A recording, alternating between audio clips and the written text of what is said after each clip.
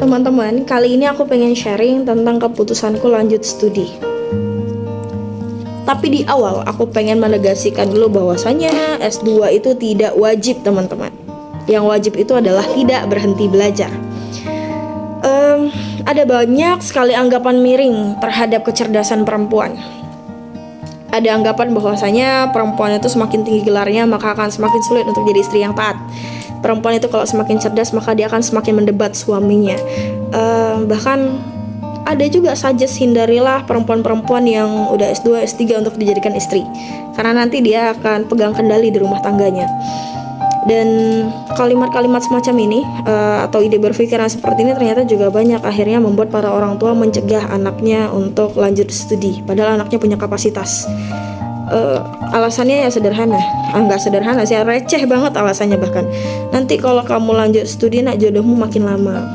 Kayak sebenarnya kan itu nggak nyambung sebenarnya kan, perkara jodoh itu kan itu mutlak, itu penguasaannya dan kendalinya hanya ada di sisi Allah. Terkait jodoh, maut, rezeki itu kan nggak pada kendali kita, dan lantas kenapa kita dibebani pada hal-hal yang nggak dalam kendali kita, seperti itu teman-teman.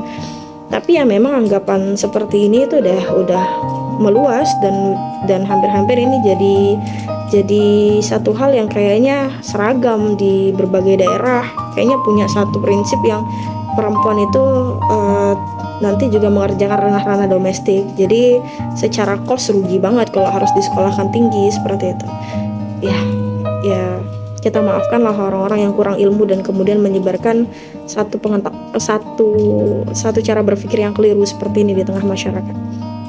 Nah, ini juga jadi challenging untuk teman-teman yang punya privilege bisa lanjut untuk S2, dapat ridho dari orang tuanya seperti aku untuk mengambil kesempatan ini. Jangan disia-siain.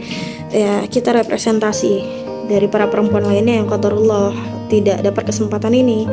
Jadi sungguh-sungguhilah kesempatan yang saat ini diberikan pada teman-teman untuk belajar, untuk benar-benar memahami ilmu yang mungkin fardu kifayah.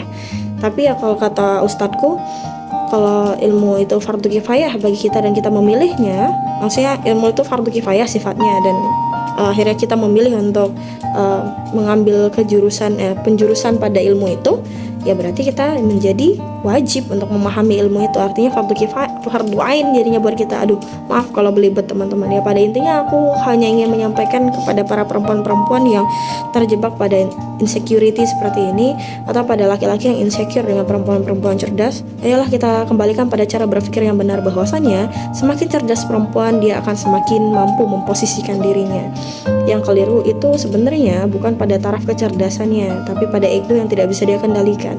Ya perempuan itu kalau disetting sama perasaannya, itu yang pada akhirnya membuat dia porak-poranda. Apalagi kalau perempuan itu tidak ada iman dalam dadanya, ya dia lupa bahwasanya agama menyuruhnya cerdas itu sepaket dengan menyuruhnya untuk taat. Jadi harusnya semakin cerdas perempuan, ya harusnya lelaki yang menyandingnya akan semakin bahagia. Harusnya seperti itu.